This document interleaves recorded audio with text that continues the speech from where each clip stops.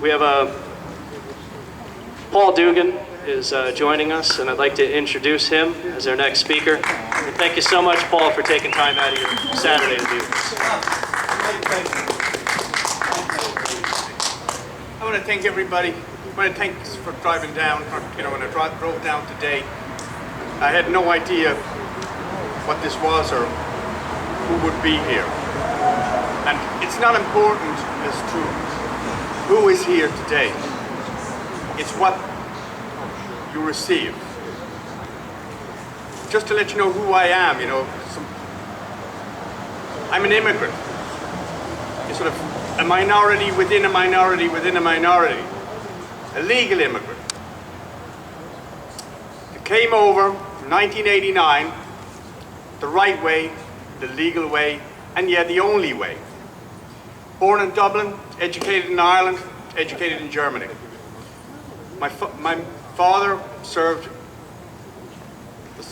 in the regular legal Irish army. My mother, British lady who drove an ambulance during the Blitz. They lived in pretty meager times. And I always had this desire to come to America. America for me was the land of plenty. The land where new was on the road apart from its past, was on the way to a colorblind society. A society that didn't know any class, but a society that raised everybody up to achieve what in their hearts they could be. That was the motivation. It took me 30 years to get here. I had the process that I had to do. AIDS test, tuberculosis test. Signed that my parents were not in the Third Reich. Fingerprints, more paperwork. And above all, and this is what a lot of people don't understand when they talk about immigration, I had to sign papers that I would not become a ward of the state. Very interesting. And then I had to wait 5 years on doing what is called an apprentice Americanship, an apprenticeship. And in that apprenticeship, you keep your nose to the ground and you work and you work and you work. And then you do a civics test. You know what they asked me at my civics test? To name all 9 justices of the Supreme Court. I wonder if to the constituency of the Gang of 8 have any semblance what it means. But the crowning of this beautiful experience was the recitation of my oath of citizenship. And when anybody asks you whether it's this immigration or that immigration or what politician we've got to give this money to this one, look them in the eye the next time you see them and ask them, Senator so, Congressman so, Assemblyman so, can you recite the oath of citizenship? And they'll say, what's that? Well, I'll tell you something what it is. Put my hand on a Bible. And I swore to renounce all foreign kings, queens, and foreign potentates from whence I came. Then I swore to take up arms, when lawfully required, to protect the Constitution of the United States against all enemies, both foreign and domestic. Then I had to swear something else, that I would aid the civil power when called on to do so, and to do works of national importance when called on to do so.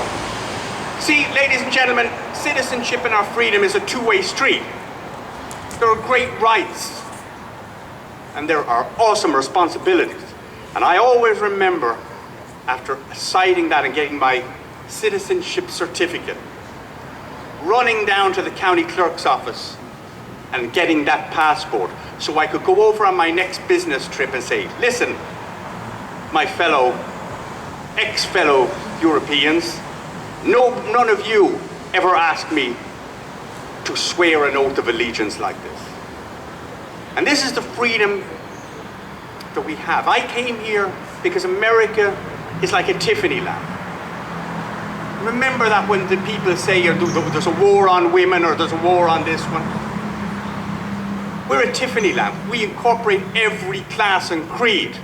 But what we are bound together by, and make no mistake about it, we are bound together like this beautiful Tiffany lamp with the glue of the Constitution, the Bill of Rights, and, yes, the English language, because that's what it puts together.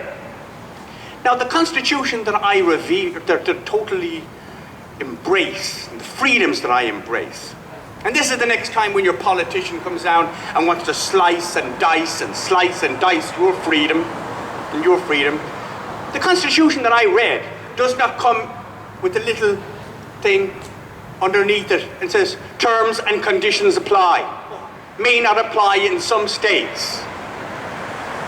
And a whole host of, it doesn't come with ifs, ands, or buts. It doesn't. And you've got to look these politicians, and you've got to talk to them. You've got to talk to them like children sometimes and tell them, where is the rider, where is the legalistic rider that comes with these rights that come from our Creator. Yes, I came here for the right to life, liberty, and to pursue the happiness. And also to enjoy the fruits of our labors. And we can enjoy the fruits of our labors by looking after what I call the deserving poor. We have a moral obligation to do that, to deserve. They're our neighbors. It's been done all the time. So that is what I'm trying to impart here today, or some of the more basic things here to do. Now, just on a side note before I go, I've been asked to run in District 37. District 37 is what we call the St. Jude District. And the reason why it's the St. Jude District is that Republicans have treated District 37 with sinister, benign neglect for 60 years. About what I mean by sinister, benign neglect is senators yield senatorial courtesy. And they do deals behind the backs just to keep them in power so that they get their judges and their this and their that. They have never challenged them. Never, ever challenged them on philosophy.